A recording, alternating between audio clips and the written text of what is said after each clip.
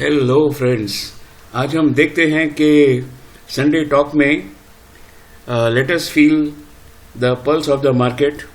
और मैं एक बात आपको बता दूं कि जो प्रॉफिट पर ही ध्यान रखना चाहिए, लॉस पर ध्यान नहीं रखना चाहिए जब भी आप ट्रेडिंग करते हैं, क्योंकि शेयर मार्केट के अंदर प्रॉफिट ही सब कुछ है, बाकी कुछ नहीं है। और हम जो रिव्यू तो ले रहे हैं कि मतलब वेरियस फैक्टर्स जो हैं जो हमारे शेयर मार्केट को इम्पैक्ट करते हैं। मंडे को जो शेयर मार्केट खुलेगी तो कौन से फैक्टर्स इम्पैक्ट करेंगे, लेकिन इसके साथ साथ देखेंगे दो जो स्टॉक्स हैं, जो मास्टर ब्लास्टर स्टॉक्स हैं, उनको भी हम देख लेंगे। तो फ्रेंड्स, ये सबसे पहले हम डाउ जोन्स का जो फ्यूचर्स है, डाउ जोन्स के जो स्टीमिंग चार्ट्स हैं उनको देख लेते हैं कि ये जो है, मैं आपको बता दूं यहाँ पर डाउ जोन्स का मैंने रिव्यू लिया है। और ये जो देखिए यहाँ पर जो डाउ जोन्स है, ये जो है गिरकर बंद हुआ है। और ये डाउ जोन्स कितने पॉइंट्स गिरकर बंद हुआ है? डाउ जोन्स करीब 134 पॉइंट गिरकर बंद हुआ है। और जो डाउ जोन्स के जो फ्यूचर्स हैं फ्रेंड्स, फ्यूचर्स भी एक्चुअली यही बता रहे हैं कि फ्यूचर्स भी देखिए, जो आखिरी जो कैंडल है वो रेड कैंडल है।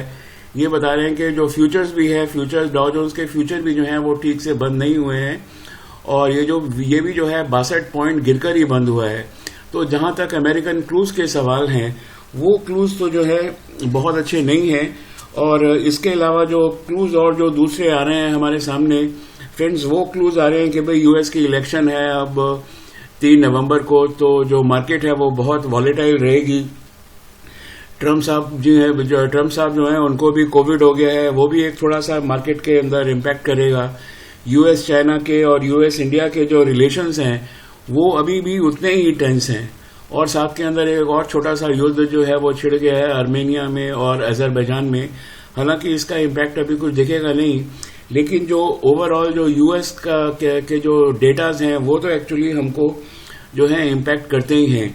और फ्रेंड्स, इसके अलावा दूसरी चीज ये है कि जो गवर्नमेंट जो है interest loan on moratorium case for will be bad for PSU, क्योंकि अगर गवर्नमेंट जो है मतलब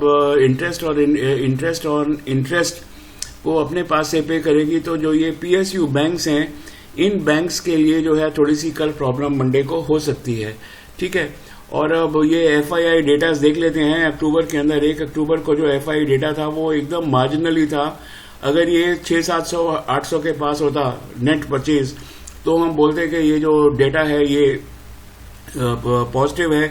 अभी तो मुझे लगता है ये न्यूट्रल टू पॉजिटिव है, कोई खास ये डेटा एफआईआई का आया नहीं है जब तक कि ये 1000 करोड़ से ऊपर की नेट परचेज इनकी ना हो।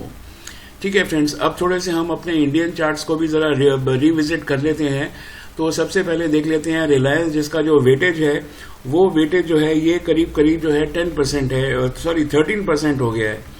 और अभी रिलायंस के रिजल्ट्स कब आएंगे ये तो डिक्लेयर नहीं हुए हैं, लेकिन यहां पर इसने एक बड़ी कैंडल दी है। ठीक है। तो ये मुझे ऐसा लगता है कि ये जो शेयर है, ये मार्केट्स जो हैं ये यूएस की वजह से वॉलेटाइल रहेंगी, और भी वजह से वॉलेटाइल रह सकती हैं मार्केट्स। तो इसका ये जो पहला जो यहाँ पर जो रेजिस्टेंस आएगा, ये करीब इसका से फॉर एग्जांपल ये 2400 2300-2400 के करीब तक आप इसको 100 रुपए के लिए आप खेल सकते हैं, यानी कि 4-5% के लिए। और अगर ये आपको नीचे मिल जाए तो फिर तो कहने ही क्या है, और ये नीचे आपको मिलना भी चाहिए मेरे हिसाब से। आपको ये जो नीचे है जरा इसको और थोड़ा सा एक्यूरेटली देख लेते हैं, इसको कन्वर्ट कर देते हैं। तो ये हाँ, ये करीब अगर आपको 21-2200 के 21-2200 तो बहुत ज्यादा हो जाएगा। अगर ये आपको 2180 के आसपास अगर ये मिल जाता है कहीं, तो Reliance can be a very good buy till the results. ये यहां पर अगर कहीं आपको मिल जाए तो I think this will be 2100-2150 के आसपास मिल जाए, तो you can play from here to for a target of रफली about little over 2300 you can play the target of this. तो हमारा ये एक इसका जो है एक रेंज सेट हो गई है रिलायंस के लिए, और ये इसमें आपको पैसा जरूर मिलेगा। अब ये देख लेते हैं कि ये 10% का इसका जो वेटेज है निफ्टी बैंक के अंदर। तो ये निफ्टी बैंक जो है, ये HDFC बैंक जो है, इसने तो कल गैप अप ओपनिंग दी और ऊपर ही क्लोज हुआ। लेकिन मंडे को थोड़ी सी इसकी जो न्यूज है ना वो नेगेटिव है। और न्यूज जो नेगेटिव है वो बिकॉज ऑफ द गवर्नमेंट है कि the interest on loan moratorium. तो जो बैंक्स हैं वो थोड़े से इसको पुल करेंगे। तो मुझे लगता है कि ये जो है बहुत ज़्यादा इसकी थोड़ी सी स्टीम और निकलेगी, हालांकि ये ऊपर जा सकता है, करीब करीब 1116 1120 तक जा सकता है।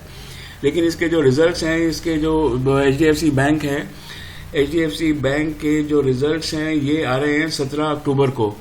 तो अगर आप चाहो तो इसको रख सकते हो, नहीं तो अगर आपको ये थोड़ा सा इससे नीचे मिल जाए और यहाँ पर करीब 1050 और 60 के बीच में मिल जाए तो it will be very good. Friends, एक स्टॉक है जो RSI 30 के आसपास आ रहा था, वो है अदानी ट्रांसमिशन।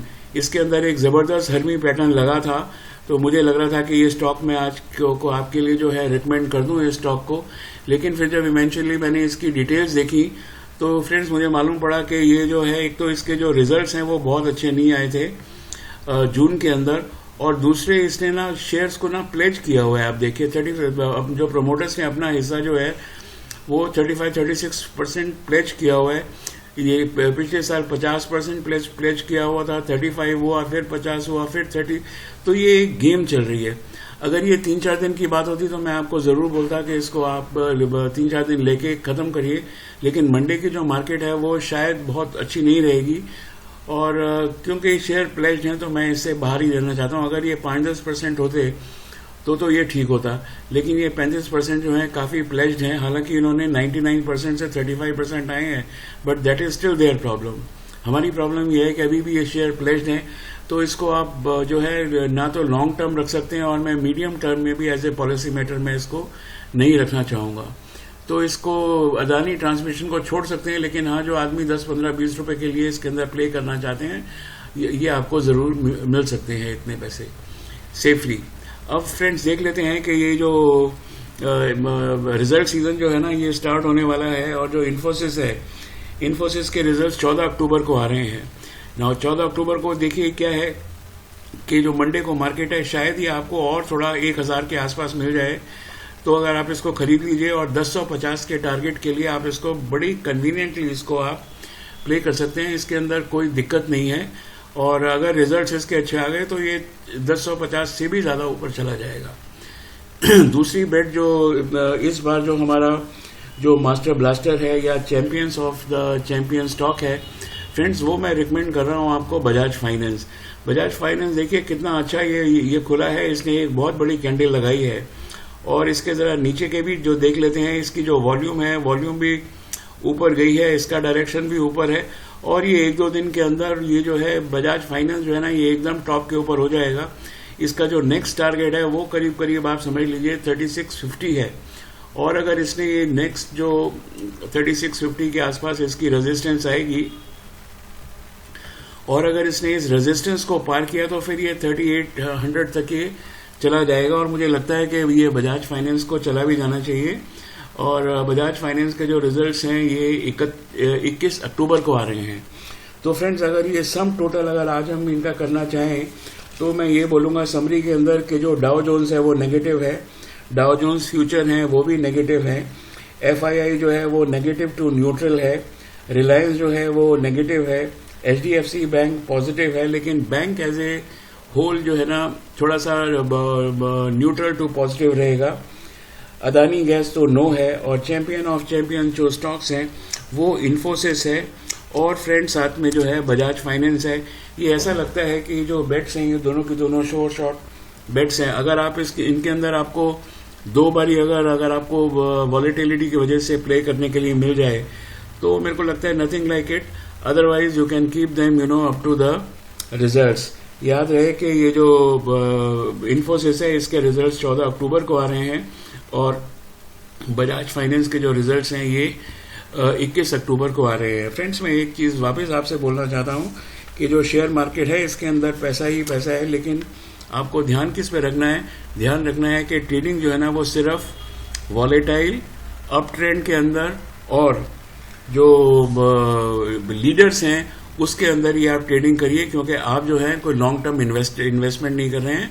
आप जो स्टॉक्स हैं उनको सिर्फ आप कुछ दिन के लिए ये ट्रेड कर रहे हैं, तो अपने लिए अपने पास इसलिए जो स्टॉक आप जो ट्रेड करते हैं वो कोई फ्यूचरिस्टिक स्टॉक्स तो होने चाहिए, लेकिन वो वॉलेटाइल होने चाहिए, अप ट्रेंड के अंदर होने चाहिए। बस मैं आपको इतना ही कहता हूं कि ये जो स्मॉल कैप्स हैं इसमें कतई ट्रेड नहीं करिए, और जो अपने सेक्टर में लीडर्स हैं उनके अंदर ही ट्रेड करिए। Friends, thank you very much, have a nice Monday, और मंडे को पैसा कमा के जाइए, मेरे साथ रहिए।